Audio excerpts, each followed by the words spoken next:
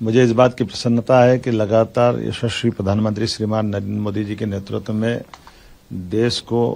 आगे बढ़ाने का प्रयास विभिन्न विभाग कर रहे हैं और खास करके जो बजट आज का लेखानुदान के नाते से आया, पूर्ण बजट तो जुलाई में आएगा, लेकिन हम सब जानते हैं कि उनके सर्वहितैषी सर्वस्पर्शी कामों के आधार पर सभी विभागों पर्याप्त ध्यान देते हुए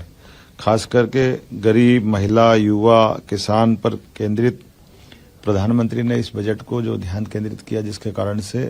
लगभग 25 करोड़ हमारी आबादी गरीब रेखा से बाहर आई है। ये बहुत बड़ा एक तरह से उपलब्धि है और उसी प्रकार से ये जो देश की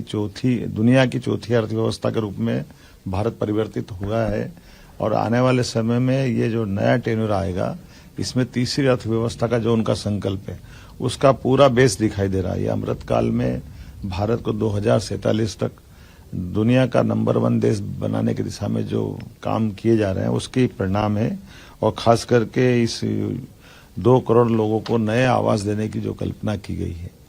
ये तो बगैर कोई कारण से गरीब लोग अपना घर नहीं बना पा रहे हैं, उनके घर पे वो अभिशाप नहीं है,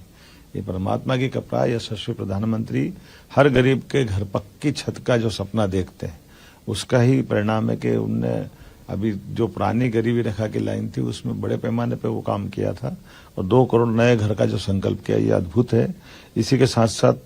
हमारी आंगनवाड़ी, आशा कार्यकर्ता और इनको सबको भी आयुष्मान योजना का जो लाभ दिया है, ये लंबे समय से दरकार थी कि ऐसे जो थोड़े अपनी सेवाएं देते देते गरीब वर्ग है, उनको भी लाभ मिलना चाहिए। आगामी खास करके जिस प्रकार से डिजिटल इंडिया को बढ़ावा देने की बात कही है और डिजिटल इंडिया के माध्यम से बड़े पैमाने पर बहुत सारे सुधार भी लागू किए जा रहे हैं, इन सुधारों के बलबूते पर भारत बहुत आगे बढ़ेगा और खासकर मिडिल क्लास के लिए जो नई आवास योजना लेकर के आए हैं, इसका लाभ भी हमारे लिए एक बड़ा उपलब्धि भरा रहेगा।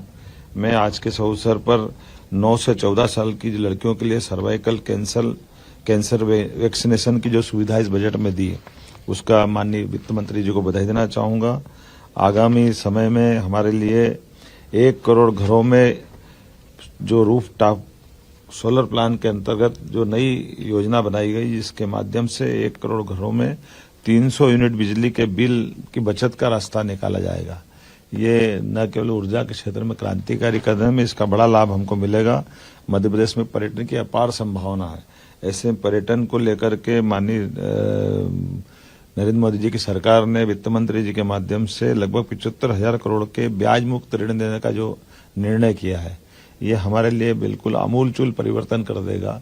पर्यटन अब केवल एक क्षेत्र में नहीं, पर्यटन से कई सारे सेक्टर में लाभ मिलेगा और मध्य प्रदेश में तो अपार संभावना है।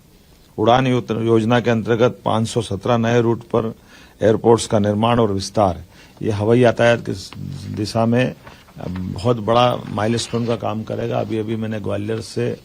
अहमदाबाद की नई फ्लाइट का आकाशा एयरलाइंस का शुभारंभ किया है। ऐसे भविष्य में बहुत बड़े पैमाने पर हवाई यातायात की संभावना मध्य प्रदेश में, क्योंकि मध्य प्रदेश बहुत भौगोलिक दृष्टि से बड़ा है, ऐसे में हमारे इस यातायात का भी लाभ मिलेगा।